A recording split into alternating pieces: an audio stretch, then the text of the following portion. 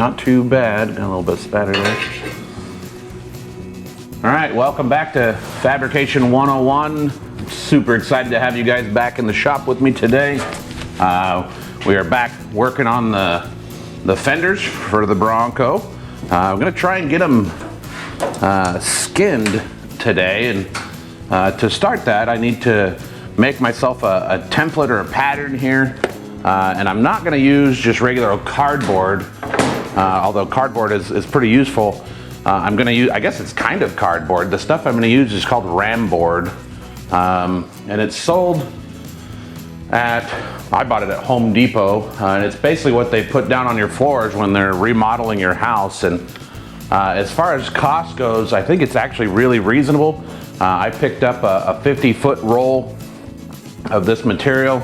It's 4 foot wide, so I got about 200 square feet of it for less than $30. So it's pretty cheap comparatively to other things, and it's really nice when you're making large pieces that you need to have a pattern for.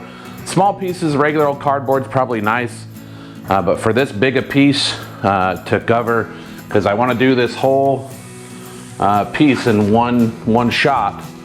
And I think I need to have as big a piece as I can on it. So the RamBoard is going to come in really nice. I learned about this stuff off of another YouTube channel.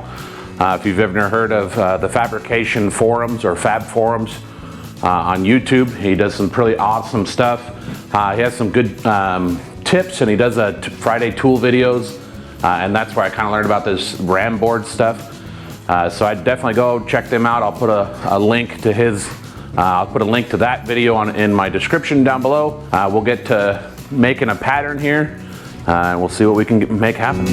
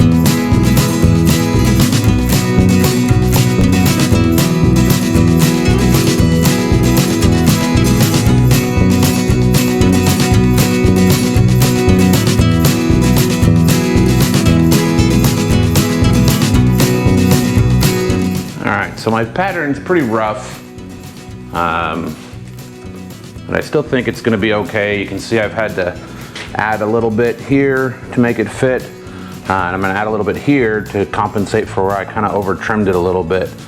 This still needs to be trimmed off a little bit to make it fit nice. My RamBoard is a little bit curved from being rolled up. I don't think that's going to be too much of an issue. The next step is going to be to trace this out on a piece of sheet metal and try and get it cut out, see if it fits.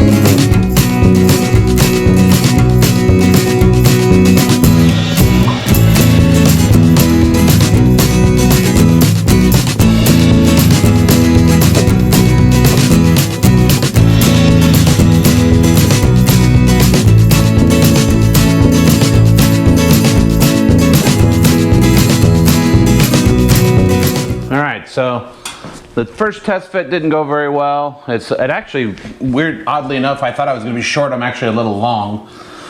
So I had to trim off the back so I can move the piece backwards into the corner a little bit more. It's not perfect. I have always intended to, I'm going to grind all the welds and smooth them and finish them. So they don't have to be perfect, but regardless, the better the fit up, the better they fit, the easier the finishing is going to be to do. So let's get it tacked back up here, see if it fits any better.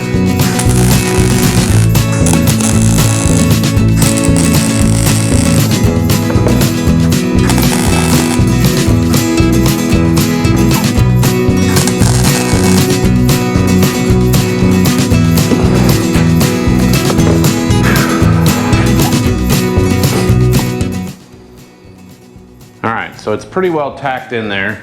It is not exactly the way I want, and I'll show you what I'm talking about in just a second. If I come along here, everything looks good, but then, well, bam! I did not get my pattern angle correct, and so when I pulled this corner down, it caused a big bow here, and I don't want to just hammer on that to try and fix it. I'm not going to cut a new piece of material. I think what I'm going to end up having to do, because basically what it needs to happen is this bit of material across here needs to shrink. I do not have the proper tools to shrink metal in this case, in this situation. So I think what I'm going to end up having to do is make some relief cuts and then get it to pop down where I want. Hopefully I can get it welded and ground and look pretty okay without making it look too bad. So let's try that and see what happens.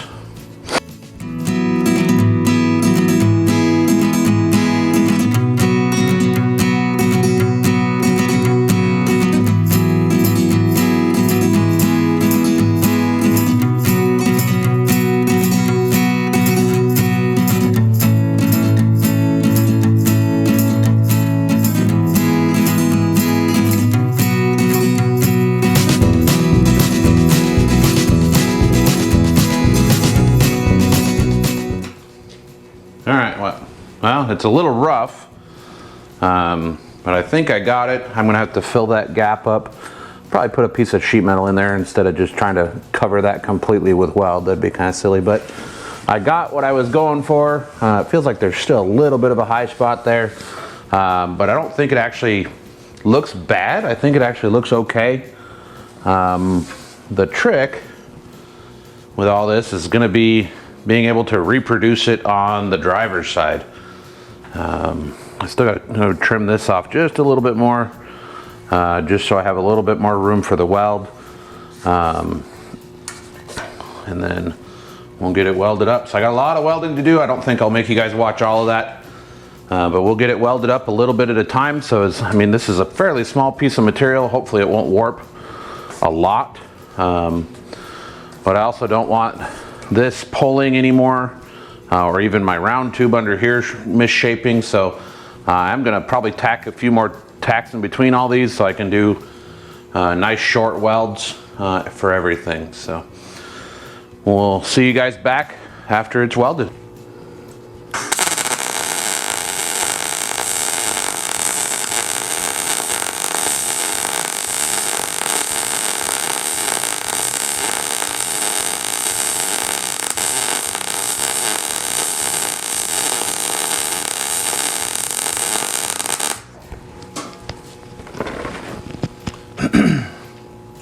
It's all welded up. I stepped in for the last weld. My stunt welder did all the welding.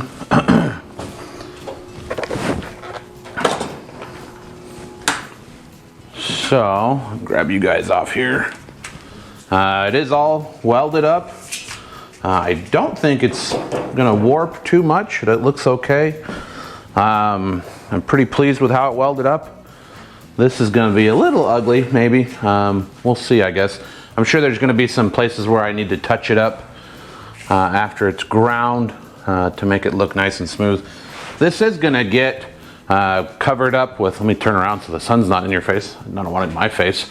It is going to get like a bed liner coating on it, not a super rough one, but a coating, so that'll hide some of the defects. I know I'm going to grind these welds off, and some people, and this frustrates me a lot with my students, my welding students, when they say that I'll just grind it off anyway.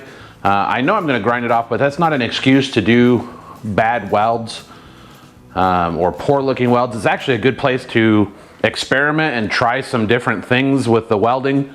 I was doing just back and forth, kind of like a whip and pause. I was doing little curly cues, different directions, and just trying, you know, C shapes, different things, just to see what was going on, how it was working.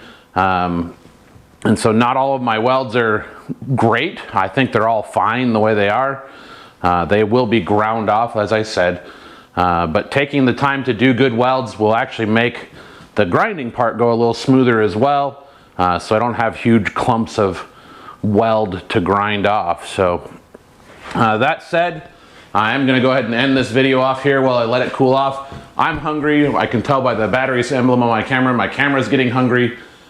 So we're going to go ahead and end this one off here. Thank you guys for watching. I really appreciate you tuning in. Let me know what you guys think of what the progress. And in the meantime, do me a favor, do yourself a favor, and get out there and build something.